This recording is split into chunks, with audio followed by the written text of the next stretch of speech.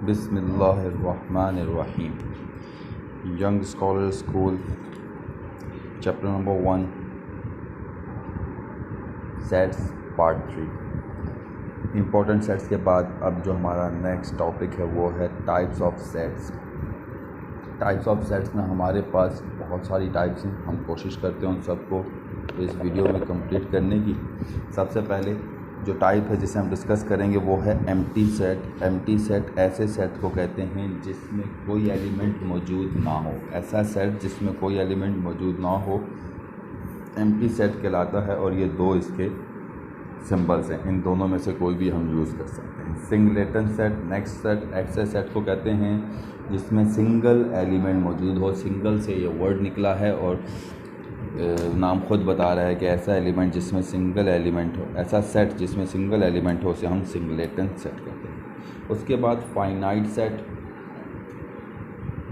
ऐसा सेट जिसके अंदर नंबर ऑफ एलिमेंट फाइनाइट हो, यानी कि आप उसको काउंट कर सकते हो। काउंटेबल एलिमेंट वाले सेट को हम फाइनाइट सेट कहते हैं। और ऐसे एलिमेंट जिसके आप एलिमेंट्स को काउंट नहीं कर सकते वो इनफाइनाइट सेट्स कहलाते हैं।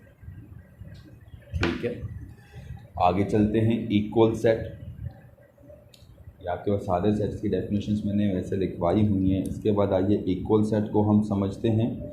इक्वल सेट्स एक होते हैं और एक होते हैं इक्वल वैलेंट सेट।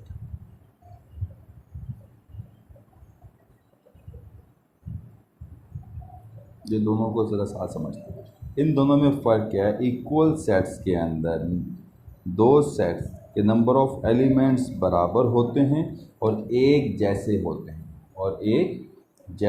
हैं, जैसे इधर एक्स वाई है तो इधर भी एक्स वाई होना चाहिए, तब ये दोनों सेट्स आपस में इक्वल होंगे। जबकि इक्वल वैलेंट सेट में नंबर ऑफ एलिमेंट्स का सेम होना ज़रूरी है, जबकि एलिमेंट्स एक जैसे भले ना हों। जिस तरह के एक्स वाई बराबर है 1 2 के, इधर भी दो एलिमेंट हैं, इधर भी दो एलिमेंट हैं, मीन्स ये दोनों इक्वल वैलेंट हैं। जबकि इक्वल सेट्स के अंदर दोनों में नंबर ऑफ एलिमेंट्स बराबर होने के साथ साथ एक जैसा होना भी ज़रूरी होता है। ये आपके हो गए इक्वल और इक्वल वैलेंट सेट।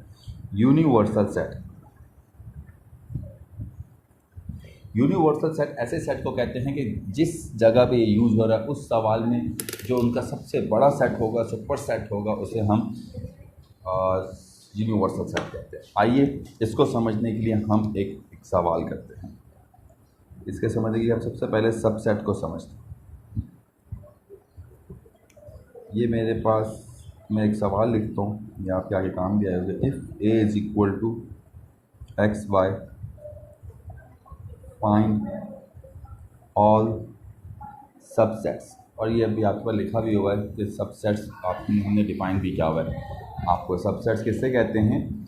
किसी भी इवेंट के होने वाली तमाम पॉसिबिलिटीज़ को हम सबसेट्स कहते हैं। इस चीज़ को ज़रा अच्छे से समझिएगा। मैं ये सॉल्यूशन की हेडिंग डाल के सेट ए लिख रहा हूँ, और सेट ए है मेरे पास एक्स वाई, ये दो एलिमेंट्स हैं।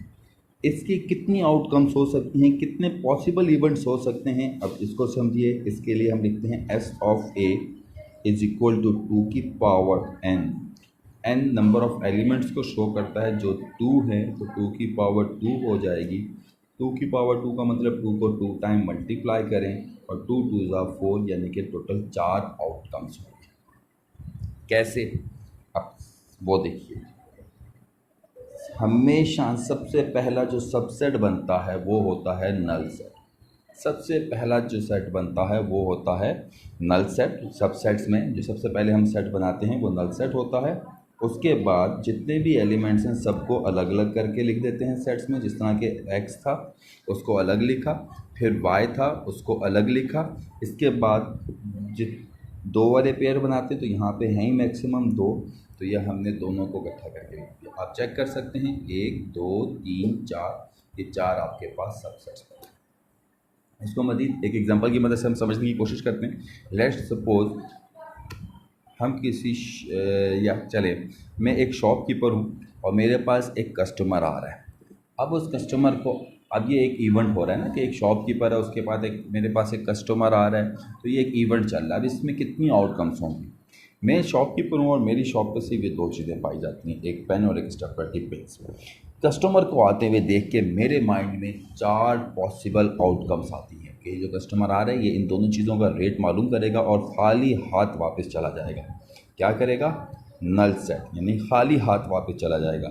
या क्या पता इस कस्टमर को सिर्फ पेन चाहिए हो, पेन लेके चला जाएगा। क्या पता इस कस्टमर को सिर्फ पेन्स चाहिए हो स्टेपलर की, वो ये लेके चला जाएगा। क्या पता कि वो ये दोनों चीज़ें लेके चला जाए। इसके अलावा पांचवी कोई पॉसिबिलिटी नहीं है कि वो शॉपकीपर मेरी शॉप पे आए और इन चीज़ों के अलावा कुछ और, या इन चार पॉसिबिलिटीज़ के अलावा कुछ और पॉसिबिलिटी वो कर दे। सबसेट्स, आई थिंक सो थोड़ा सा समझ में आया होगा आपको। किसी भी सेट के तमाम पॉसिबल आउटकम्स को हम सबसेट्स कहते हैं। और इससे बहुत सारी चीज़ें, ये सारी डेफिनेशन अगली क्लियर होंगी। अब इस सेट ए के ये तमाम सबसेट हैं और ये इनके लिए यूनिवर्सल सेट है।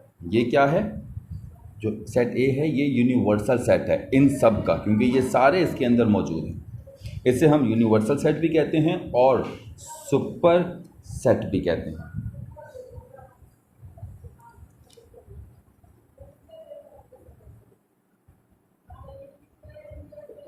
इसको हम सुपर सेट भी कह सकते हैं इन चारों के लिए और यूनिवर्सल सेट भी कह सकते हैं।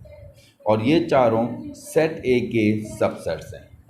अब सबसेट की दो टाइप्स होती हैं, प्रॉपर और इम्प्रॉपर। तमाम सेट्स प्रॉपर कहलाते हैं, प्रॉपर सबसेट्स कहलाते हैं, सवाए उसके जो इक्वल हो। इक्वल वाले को हम इम्प्रॉपर सबसेट भी कहते हैं। इट्स मीन जो हमने ऊपर इक्वल सेट्स पढ़े, उन इक्वल सेट्स को हम इम्प्रॉपर सबसेट भी कह सकते हैं।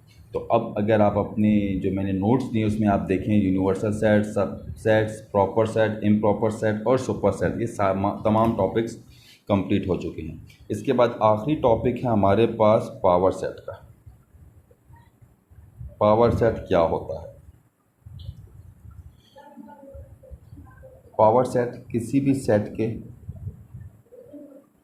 तमाम सबसेट के सेट को कहते हैं। जैसे कि इसके चार सबसेट हैं हमने ऊपर बनाए,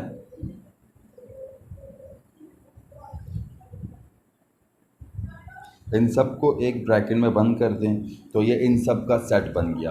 तो किसी भी सेट के तमाम सबसेट्स के सेट को हम पावर सेट कहते हैं। Power set is a set of all subsets. कोई कंफ्यूजन हो बेटा, आप लोग स्कूल आके भी पूछ सकते हैं, व्हाट्सएप पे मैसेज भी कर सकते हैं। हम स्कूल में 9 से 12 के दरमियान बैठे हुए। शुक्रिया। ये हमारा पहला टॉपिक, जितने आपको मैंने नोट्स दिए वो सारे क्लियर हो गए। अब इसके बाद हम एक्सरसाइज के कुछ क्वेश्चंस करेंगे अगले वीडियो में। अल्लाह हाफ़िज़।